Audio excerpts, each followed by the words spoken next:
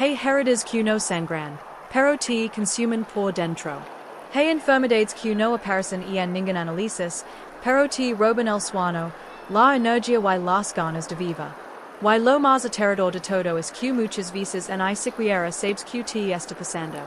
Crees que estás cansado, estresado, confundido, cuando en realidad estás siendo envenenado lentamente por alguien que dice mat. Así es como un narcisista te enferma, sin levanta la voz, sin un golpe, sin dejar marcas visibles, pero destruyendo desde dentro, un poco cada día. Todo empieza de forma tan sutil que llamas sospechas el peligro. Te hace sentir especial, visto, necesario. Te envuelve en una atención que parece amor, pero que en realidad es control disfrazado. Te estudia, y cuando emocional comienza el juego. Un juego que no sé que estás jugando. Y tu capacidad signo describes. Poco a poco, tu sonrisas se abren. Tu se vuelven y tu cuerpo empieza a mostrar lo que tu alma necesita. Te enfermas sin saber por ti. El estómago, la cabeza, siempre densidades y motivos. Cuerpo buscando lo que tu no se puede. Que estás viviendo en una guerra invisible. Y lo más cruel de todo es que terminas creyendo que es tu el problema. Que si hablaras menos, si fueras más paciente, si cambiaras algo, todo mejoraría. Pero no. No hay cantidad de amor, de sacrificio o de comprensión que sana alguien que se alimenta de tu sufrimiento. Los narcisistas no te destruyen de golpe, te erosionan. Te hacen dudar de ti, de tus recuerdos, de tu vela. Hasta que un día te despiertas frente al espejo y no reconoces quién es. Este video no es solo una historia. Es una advertencia. Es una mano extendida para todos los que están atrapados en relaciones donde el alma se marchita y el cuerpo grita en silencio. Porque algo que debes saber, no estás loco, no estás roto, y no estás solo. Estás herido, y las heridas se curan cuando dejas de esconderlas. Hoy vas a entender como un narcisista te enferma sin que te des cuenta. Vas a reconocer las señales, las estrategias, los síntomas. Y sobre todo, vas a descubrir que si se puede salir. Que detrás del dolor hay un renacer esperando por ti. Quédate hasta el final, porque lo que vas a escuchar no solo puede abrir los ojos, puede devolver la vida. Todo comienza de forma casi imperceptible, tan sutil que podrías jurar que no está pasando nada. No hay gritos, no hay golpes, no hay señales evidentes de peligro. Solo pequeñas gritas que se abren lentamente en tu paz. El narcisista no lega destruyendo, lega encantando. Con palabras dulces, gestos atentos y una mirada que parece ver como nadie más lo ha hecho. Es ahí donde comienza el desgaste invisible. La trampa está en que confunde su atención con amor, su necesidad de control con cuidado, y su manipulación con interés genuino. Con el tiempo, algo pero no puedes explicar. Te descubres más cansado, más ansioso, más confundido. No sabes en qué momento vives la interés que tu piensas en la con la que tomar decisiones. Empiezas a dudar de ti mismo. Esto es ser frío temporal. Esas preguntas son la primera señal de que la enfermedad no es tu cuerpo el que se enferma, es tu percepción.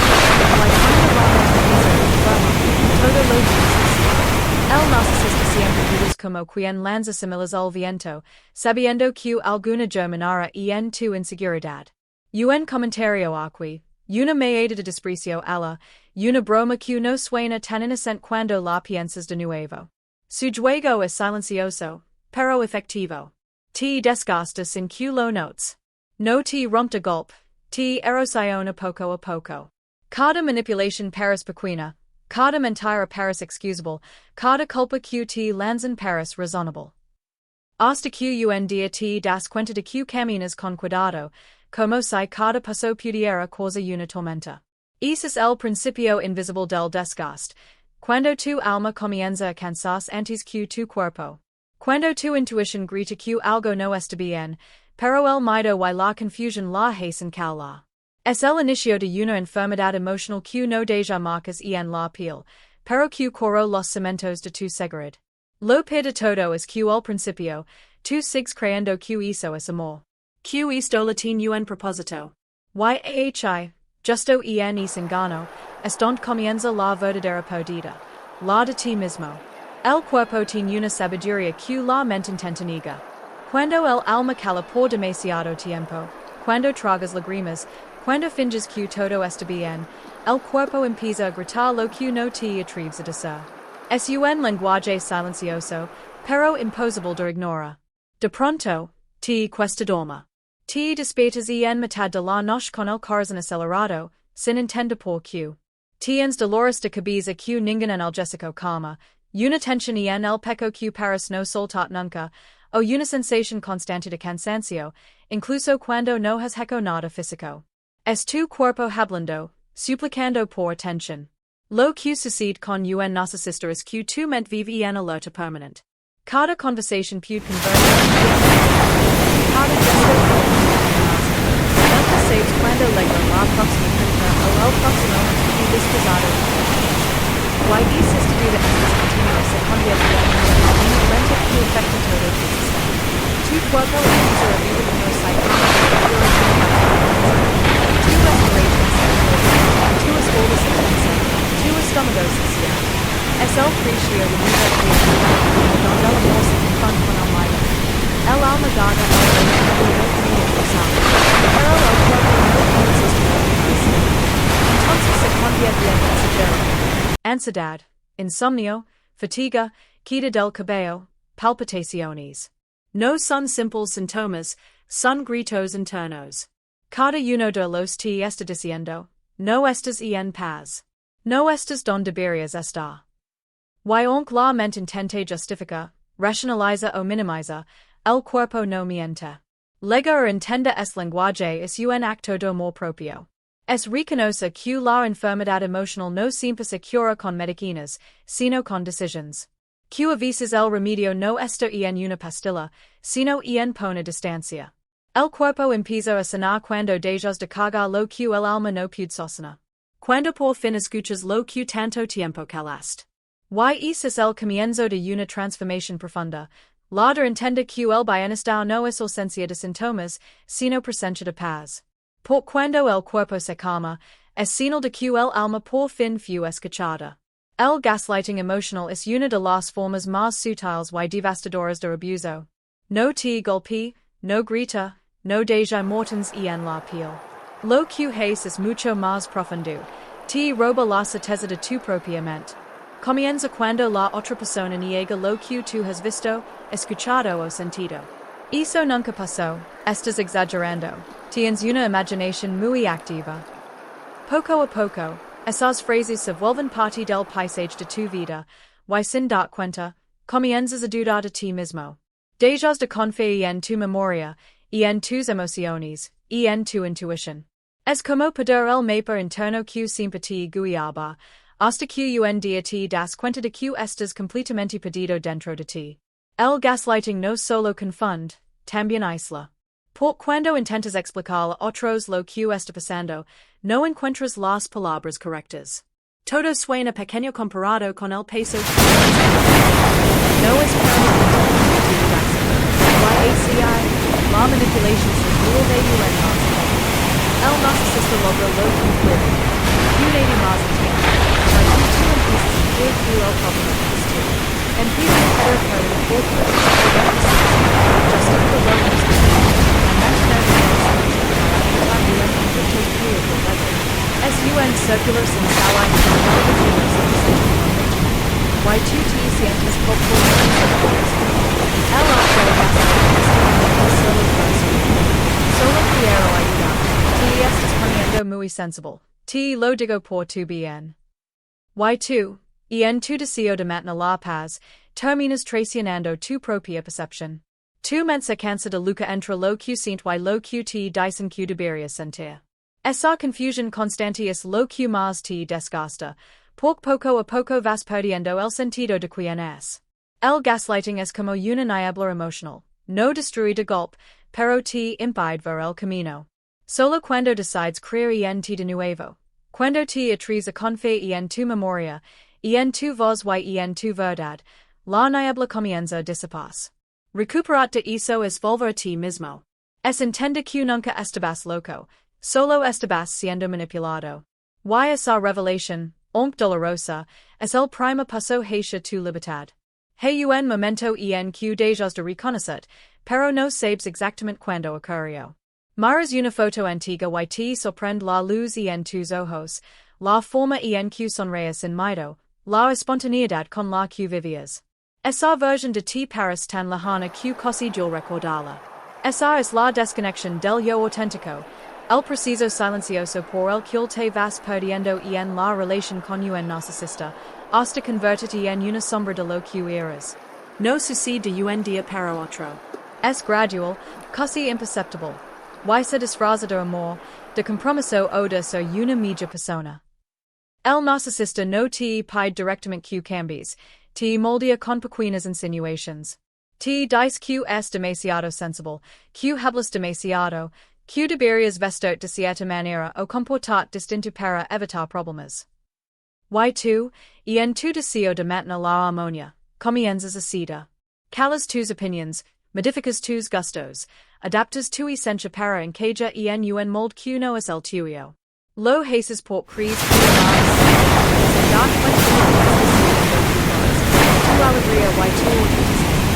Con el tiempo, y no sabes que tienes, que te gusta o que te desgastas. Vives en modo supervivencia, complaciendo, original, temiendo por es famosa y el desconecto, no te two parts of tus decisions. Te convites en lo que el máximo una virgin domesticated to mismo. Pero algo si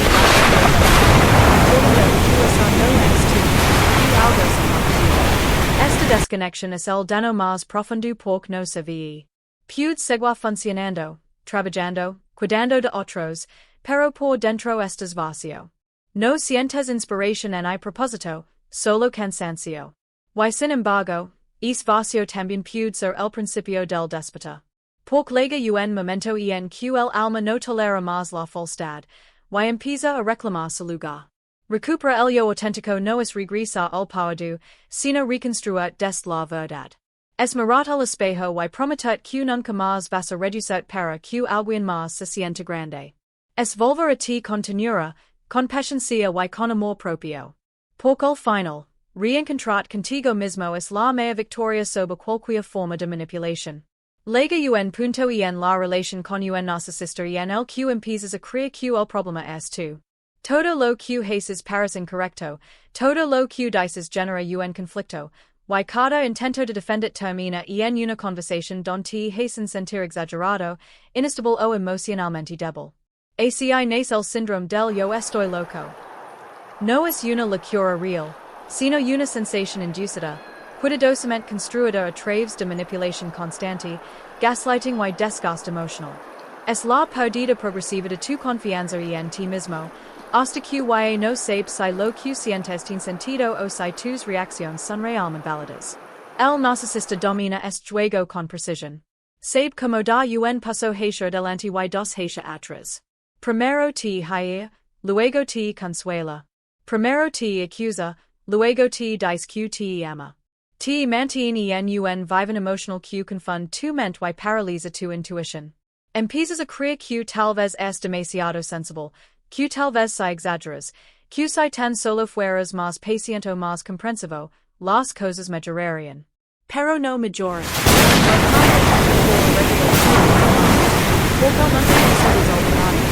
Solo query este síndrome te hace sentir aislado. No confías en tus percepciones ni en tus emociones. Así que dejas de hablar con tu casa. No quieres te encourages incluso anticipación. Como si tus palabras pudieran tener una bomba.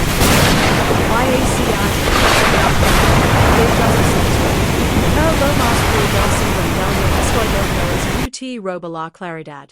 Porque mientras intentas demostrar que tienes razón, el narcisista se muestra tranquilo, razonable, convincent. El sabe como hacer parece el problema ante los demás. Y cuando te ves en es reflejo distorsionado, te el tanto que terminas creyendo que quizás si hay algo mal contigo. Sin embargo, llega un momento en que algo dentro de ti se niega a seguir dudando. Una chispa de conciencia que dice, no, no estoy loco. Estoy siendo manipulado. Ese instant, aunque pequeño, es el principio de tu liberación. Porque el día que decides creer más a tu intuición que a su discurso, el hechizo se rompe, y la recuperación comienza. Hey un punto en el que el alma dice basta. No con palabras, sino con un cansancio tan profundo que atraviesa los huesos. No importa cuántas veces hayas perdonado, justificado o intentado entender. Llega un día en que algo dentro de ti se quiebra de una manera distinta. Y no es tristeza, y no es rabia, es claridad. Una claridad que duele, pero que también libera. Es el momento del despertar, cuando el alma, agotada de tanto resistir, decide sobrevivir aunque eso signifique dejar atrás todo lo que conoce. No suele lega con dramatismo, sino con silencio. Un silencio que lo dice todo. Quizás estás sentido mirando al vacío. O loras sin saber por qué, o simplemente te das cuenta de que no tienes fuerzas para seguir discutiendo. Ese instant es el grito más poderoso de tu espíritu. Porque mientras la mente intenta encontrar excusas, el alma ha tomado su decisión. No puede seguir en un lugar donde se mueve lentamente. El despertar no se trata de odiar al narcisista, sino de entender la verdad. Comprendes que no vas a cambiarlo, que su amor no es amor, que su arrepentimiento no es lo más doloroso es aceptar que no es responsable de su comportamiento, pero sabe tu ser.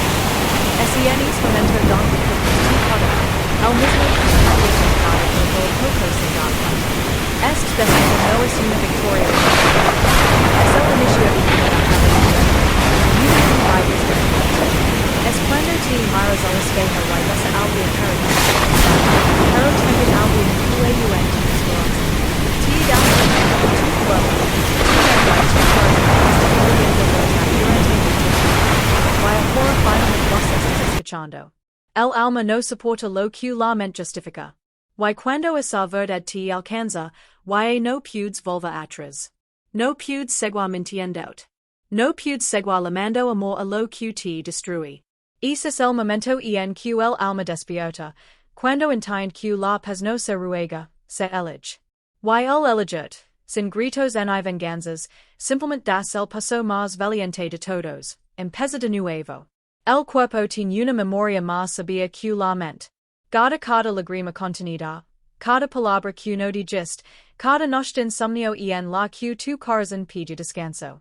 Durante el tiempo que viviste atrapado en la manipulación de un narcisista, tu cuerpo fue el campo de batalla de una guerra silenciosa. Tu mente estaba prisionera del miedo y la confusión, y tu cuerpo cargaba el peso de esa esclavitud emocional.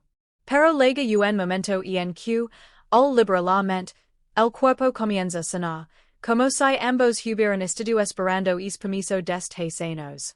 Cuando la mente sigue atrapada en la culpa, el cuerpo vive en tensión constante.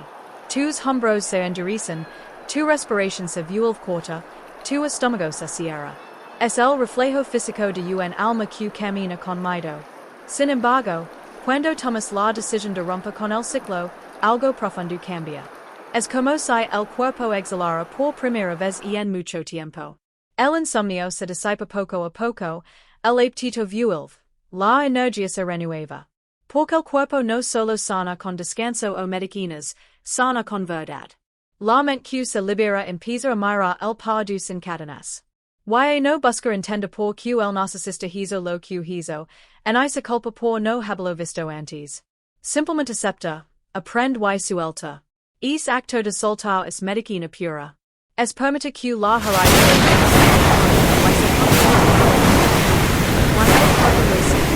lo sientes en la forma en que respiras, bien como dudas, bien como tu corazón deja de solas para sanar no significa ya de revival. Significant tu cuerpo y no necesito. Por dejo de vida out. Es una reconciliation entre tu interior activism. Cuando la mente libera del miedo, la culpa de la manipulación. El cuerpo uno site por fin esa es la verdadera curación. Cuando entiendes que la libertad emocional no solo te devuelve la paz mental, sino también la salud física. Porque al final, el cuerpo no olvida lo que el alma calla, pero también celebra cuando la mente decide sanar. Hey un momento en el preciso de libertad de un narcisista en el que descubres que el silencio tiene más poder que mil explicaciones. Durante mucho tiempo hablaste, justificaste, intentaste razonar, buscas que entendiera tu dolor o reconociera el daño que causó. Pero los narcisistas no escuchan para comprender, escuchan para manipular. YHI es donde el silencio se convierte en tu mejor herramienta de defensa. No es un silencio vacío en cobarde. Es un silencio que grita dignidad, que dice no participo en tu juego. Es la ausencia que desalma, porque lo único que un narcisista no soporta es no tener acceso a tu reacción. Cuando decides callar, rompes la dinámica del poder. No alimentas su necesidad de control, no respondes a sus provocaciones, no explicas tus límites. Simplemente desapareces emocionalmente, eso los confunde, los enfurece, los deja sin guión. Pero para ti, ese silencio no es solo protección, es sanación. Es el espacio donde vuelves a escuchar a ti mismo, donde tus pensamientos dejan de girar en torno a su aprobación o a su desdén. Empiezas a sentir la calma que nunca tuviste en su presencia. La ausencia, por su parte, es la continuación natural del silencio. Es cuando no estás disponible en física ni emocionalmente. No revisas sus mensajes, no buscas su nombre, no esperas su disculpa. Aprendes que tu energía es sagrada, que no todos merecen tener acceso a ella. En esa ausencia, recuperas tu fuerza, tu claridad y tu autoestima. Lo que antes el poder del silencio la ausencia este bien que no buscan paz. No es para hacer lo otro, sino para dejar de silencio. Es el momento en que te das cuenta que no necesitas ganar una conversación. El silencio se convierte en tu cuerpo, la ausencia en tu declaración de identidad. Por cuando no reacciones, no te controla. Cuando no estás, su poder sobre tu si hay después que el ruido se la mente calma el alma, finalmente, respira en paz. Hey un punto en el preciso de sanación en el que comprendes que el dolor que tanto te destruyó también puede ser el mismo que te reconstruya. Converta el dolor en propósito no es niega lo que viviste ni romantizar el sufrimiento, sino dar sentido. Es mirar atrás y reconoce que lo que te rompió también te enseñó quién es, que mereces hasta don pudes lega cuando decides no rendet. Es transforma la herida en un mensaje, el llanto en fuerza la oscuridad en una fuente de luz que puede guiar a otros. Durante mucho tiempo te preguntaste por qué te pasó. Por qué fuiste tú quien atrajo a un narcisista, quien soportó tanto, quien perdió tanto. Pero cuando comienzas a sanar, esa pregunta cambia. No es por qué a mí, sino para qué. Porque descubres que tu historia puede tener un propósito más grande que el dolor. Que tu experiencia puede abrir los ojos a alguien más que todavía no sabe que está atrapado. Entonces el sufrimiento deja de ser inútil, se convierte en una semilla de conciencia, en una herramienta de transformación. Convertir el dolor en propósito también significa perdonarte.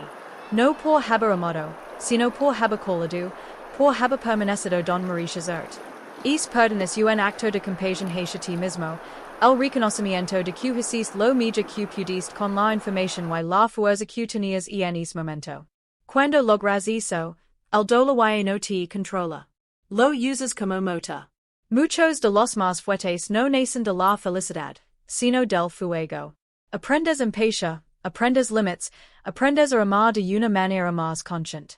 Tu historia deja de avergonzarte y empieza a inspirar. Ya no es la víctima del narcisista, es el testimonio vivo de lo que significa sobrevivir y renacer. Ese es el verdadero cuando tu coraje y salvos ayuda a otros. Cuando lo que existe se transforma en algo que el dolo y el impulso. Y en times que todo lo que dice no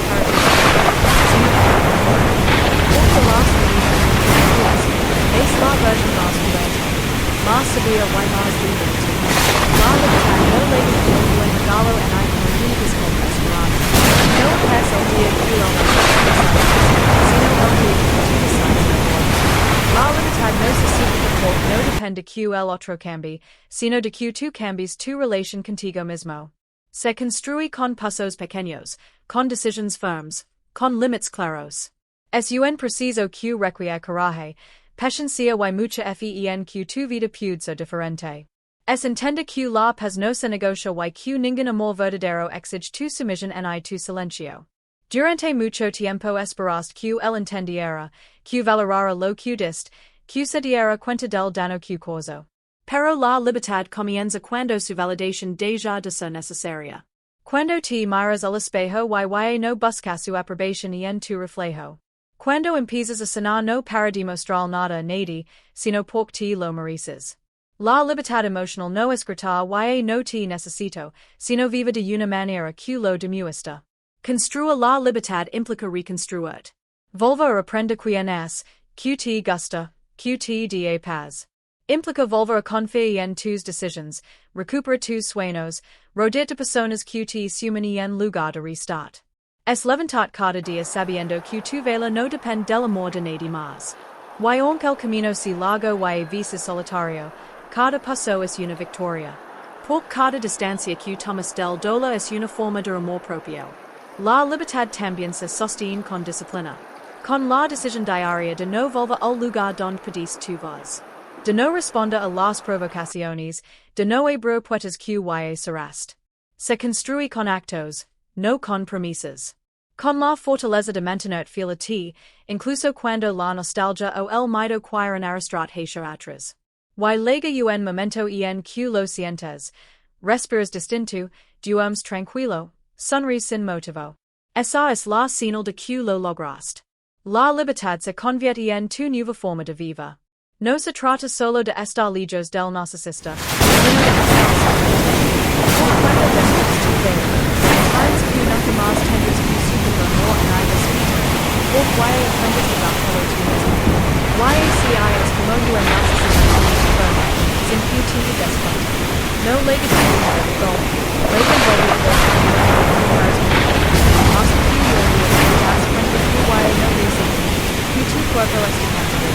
Que tu mente tu alma está en finger que todo es.